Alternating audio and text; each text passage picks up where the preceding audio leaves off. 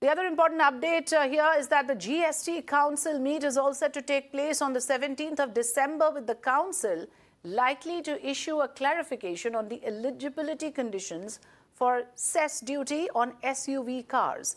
The panel may clarify tax-related issues. SUVs with an engine capacity of 1500 cc and length exceeding 4000 mm with a ground clearance of 170 mm could be levied a 22% compensation cess. The GST Council meeting holds significance as it's the last one before the union budget, which will be tabled in Parliament on the 1st of February 2023. It is expected that the panel may also discuss two reports regarding GST levy on casinos, online gaming and horse racing, and the other on the setting up of an appellate tribunal, apart from the tax rate changes, of course, on various items.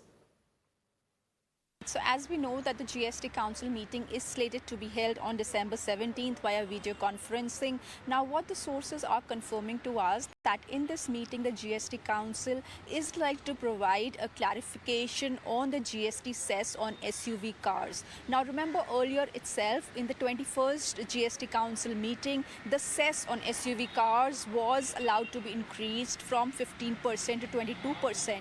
But there is an ambiguity because there is no definition of the SUV cars under the GST regime. So that is why the industry, the stakeholders had asked the government to provide a clarification on this. And now what the sources are confirming to us that in the upcoming meeting, the GST Council is likely to clarify the eligibility conditions for SUV cars, defining the SUV cars so that the cess can be charged at the rate of 22%. Now there are four eligibility conditions that are there. One, that the SUV cars, the engine needs to be of the capacity of 1500 cc. That is one of the conditions. Another condition is that the length has to exceed 4 meters. Apart from that, the ground clearance also has to be 170 millimeter and above.